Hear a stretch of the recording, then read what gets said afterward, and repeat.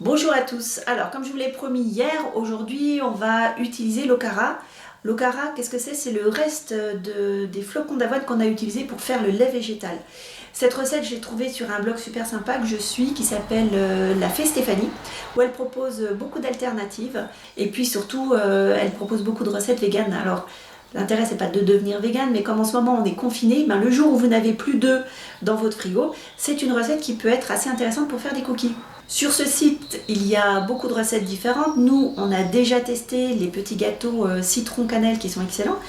Donc j'avais envie aujourd'hui de faire les cookies. J'ai adapté un petit peu la recette en fonction des éléments que j'avais. De l'okara, j'en ai beaucoup puisque j'ai fait déjà du lait d'amande aussi. Donc j'ai utilisé toute la partie que j'avais. Et puis dans les placards, j'avais de la noix de coco et du chocolat au lait. Donc c'est ce que je vais utiliser pour réaliser ces délicieux petits gâteaux.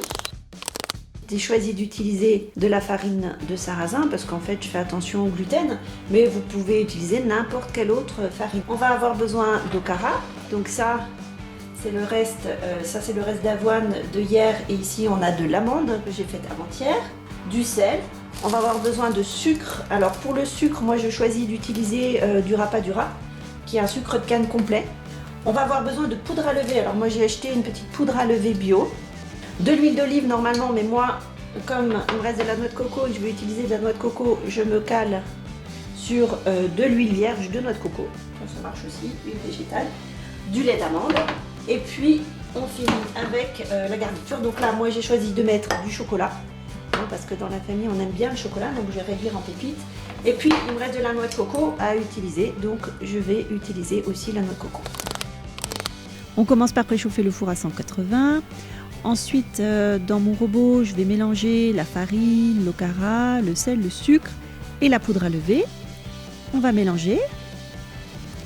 Ensuite, on ajoute l'huile d'olive. Alors, dans mon cas, ce n'est pas l'huile d'olive, mais c'est de l'huile de coco et le lait d'amande. On mélange jusqu'à obtention d'une pâte homogène. Ensuite, on insère les pépites de chocolat avec, en l'occurrence, la noix de coco pour moi.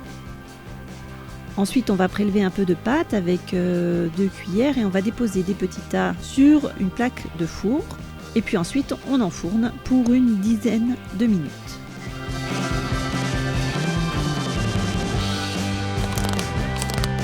Recette approuvée par toute la famille, tout le monde s'est régalé.